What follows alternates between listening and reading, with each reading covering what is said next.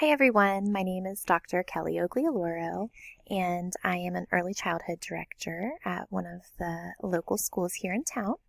A few weeks ago, Dr. Kasha contacted me and asked if I would be interested in coming to speak to one of her classes, and she gave me a list of topics, and one of them was parent-teacher communication, which is one of the areas that I feel super passionately about. So I said, oh yes, I would love to come in and do that. Obviously, some things have changed, so I am going to present to you just a quick PowerPoint on the importance of parent-teacher communication. But before we begin, I will just tell you a little bit about myself. As I said, I'm an early childhood director here in town, and this is me in the orange. This is my husband, Joey. This is our daughter, Caroline. She's 9 and in 3rd grade. Our son Luke is 6 in kindergarten, and Emma is 4 and in pre-K 3. So I have been a teacher and in education for over 15 years. I started out as a 1st grade teacher and taught 1st grade in a public school for many years and loved it. I then, the school I was working at, we started a VPK there. So I taught VPK for a few years. Totally loved that too. And then we had some pretty big changes in our life, just family life, and it brought me to my current school, which is a private Christian school here in town. And I started teaching 2nd grade there, which was out of my comfort zone, but I adapted and I really did enjoy that experience as well. I taught 2nd grade for a year, and then I moved down to kindergarten and taught kindergarten for 2 years, and then I was asked to take over our early childhood department. And in that department, we serve students 15 months through 4 years old, and our school is comprised all the way up through 8th grade. So, just a little bit about myself. Right now, we'll go ahead and get started, and I will talk to you about parent-teacher communication.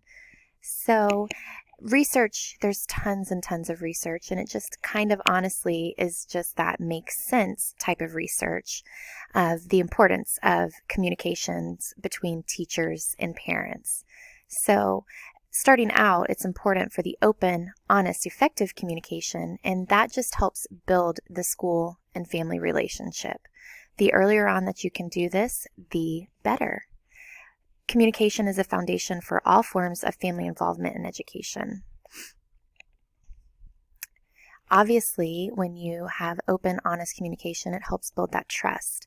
And a lot of times what I tell my teachers when we're starting a new school year is that these children are their parents' most precious gifts. So don't forget that and treat the child as that. Treat the parents as that. Recognize this. And then it makes things a lot easier going forward. I let people know we have to earn their parents' trust. And one way to do that is just by sharing personal information about ourselves. Nothing that's too over the top or too personal, but if you are able to relate with somebody or share a funny story that happened, just go out of that way to build that relationship, and it goes a long way. We can also just make sure we're there to make sure we have a smile on our face when parents are coming into the classroom to drop off or they're picking up in car line in the afternoon. Just a smile and a friendly wave goes a long way as well. Another way to help build trust is to make sure we're really listening to the questions and concerns that the parents have. If we are able as educators to put our defenses down, the better the conversation will go. And one thing that I learned later in education that I wish I would have known a little bit earlier on is that we don't have to have the answers to everything right away. So if a parent asks you a question and you don't have a solution or an answer, it's okay to take time and to say, I'm going to have to think about that. Let me get back with you. And then just make sure you follow up in the appropriate amount of time.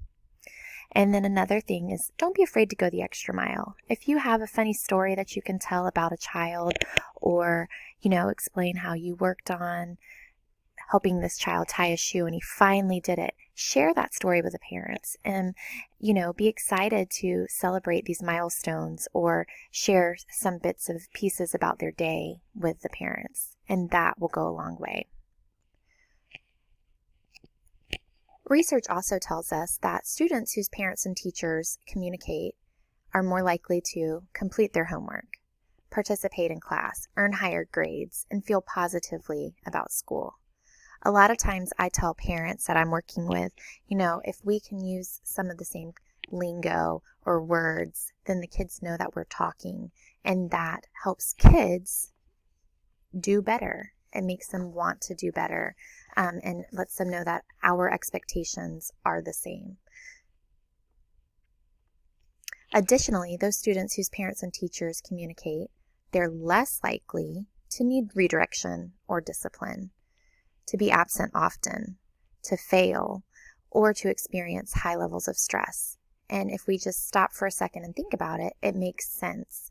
When parents and teachers are working together, typically these sort of issues and problems won't really arise. In life, there are two types of communication. There's the one-way communication or the two-way communication. How I'm talking to you now is one-way communication. It's a type of a lecture. I'm talking to you. There's not really an opportunity for you to respond. However, two-way communication is what we recommend when talking with parents. This type of communication is interactive, it's equal, and it's feedback-oriented. So when educators use this type of communication, parents feel better about talking with the teachers. And going to set this foundation for the parent-teacher communication, the initial contact is vital. This is where we are able to establish that open and honest two-way communication is important. I always tell people to make sure that that first contact we have with parents is positive. And again, this is a great time to share some information about you. So whether this is done at like a Meet the Parent night or via an email when you're, starting your school year, that's just one way to make sure we start out on the right foot.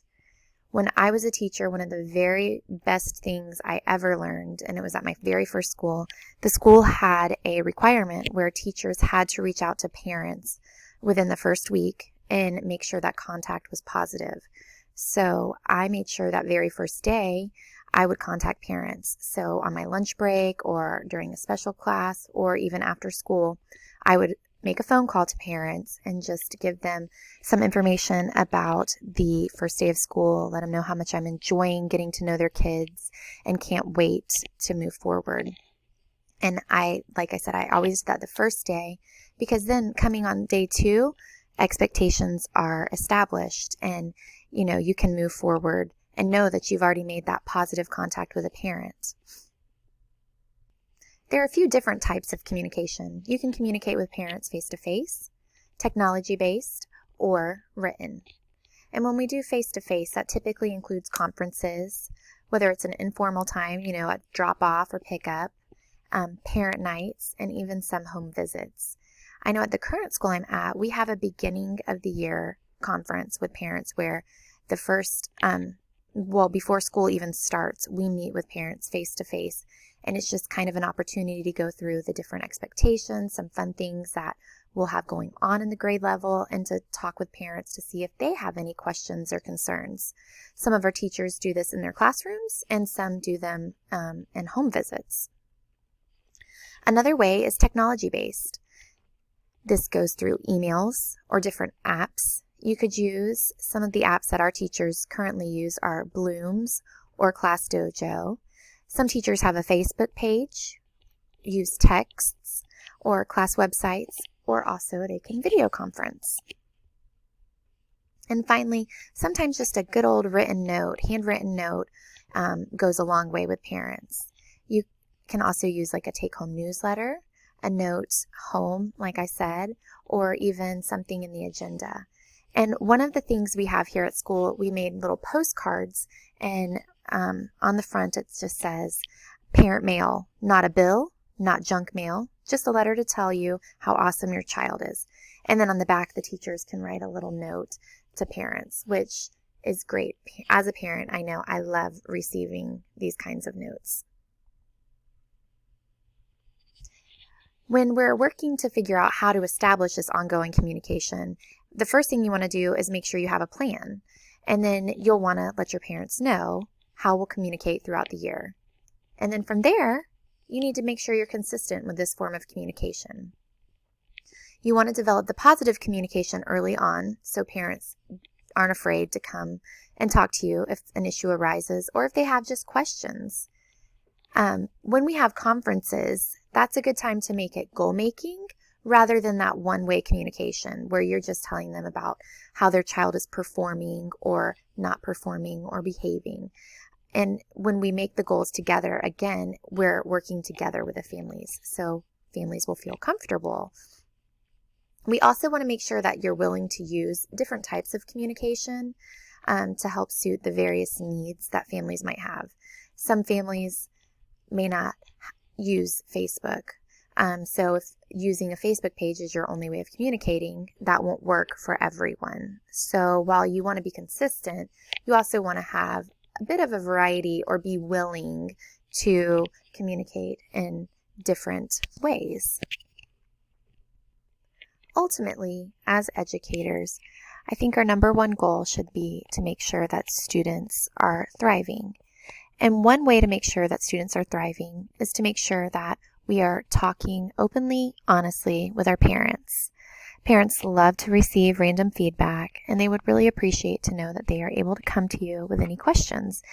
And on the flip side of that, know that you will come to them with any questions or concerns. I think the more that we are able to work with families and let them know that this is a partnership, the better that the better opportunities all students will have, and ultimately the most optimal success. So that is the end of my presentation. I am, again, sorry I was not able to come and visit you all face to face. I was really looking forward to that. But I hope you took a little bit of information out of this and that the presentation was somewhat helpful and that you're able to walk away with whether it's a new idea or some new information that you didn't know before.